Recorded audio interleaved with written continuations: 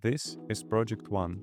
I'm trying to build robots starting from basically zero. Recently, I've seen a guy who inspired me. He was building an operational system in C++ on YouTube, and he's been doing that weekly for, I think, 120 weeks already. But with such projects, you learn so much on the path that the goal becomes meaningless. You're not trying to achieve that goal at all. You're just being there every week, doing the work and learning. And that's what I want to do. Project 1 is small on purpose. I type in an angle, like go to 45 degrees, and the joint has to gather and hold. That's it. I didn't even pick this project. I asked an AI where a total beginner should start, and this is what it gave me: a pendulum in a physics simulator called MuJoCo. It's about as simple as a robot gets: a single joint and one motor. First, I installed MuJoCo on Windows and made the pendulum. The robot lives in an XML file, and honestly, the pendulum was made by AI.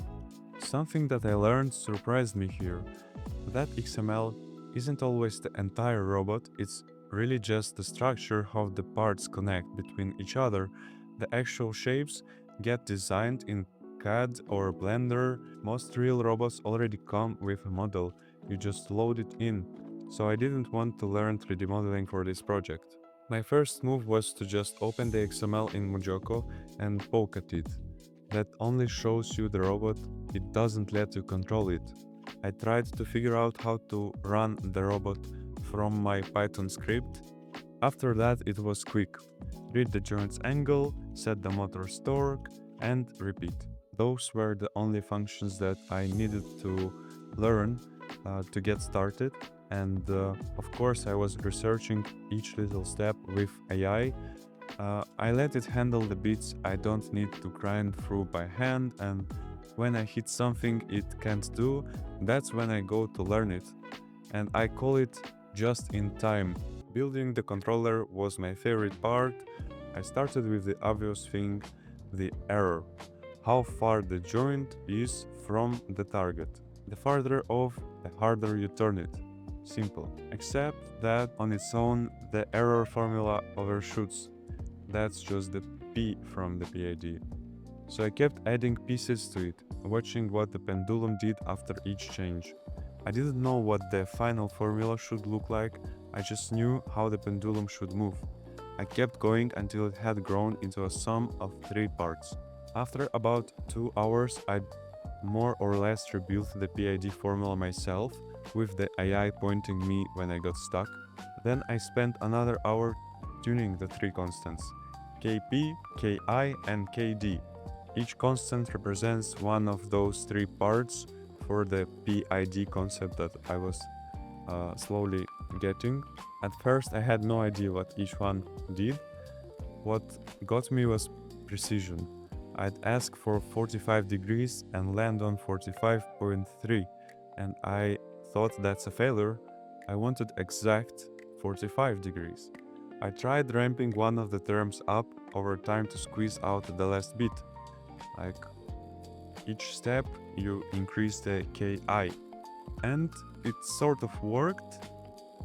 The error dropped faster, but it gave me overshoot back. Then I hit the real limit, the motor. It maxes out and push the numbers too high and it just overshoots, because the error piles up faster than the motor can answer. So I let it go. High KP gets the joint close fast, then KI slowly cleans up the rest. The overshoot and bouncing went away, it moves smooth and it holds. I never got single decimal precision, and that still bugs me a little, but half a degree is fine for Project 1. The thing that I got from this, I didn't need to study all the theory first. I learned the PID stuff faster by messing with it than I would have from a textbook. I'll still learn the theory, but when a real problem makes me need it, not before. That's the whole idea behind this channel. So that was Project 1, one joint that goes where I tell it. Next is 2 joints, an arm that has to follow my cursor and reach a point in space. That's where I start picking up something called inverse kinematics. I felt pretty dumb most of the way through. I think that's just what the start looks like. If you want to watch this go from zero to actual robots, the slow way, stick around. See you in Project 2.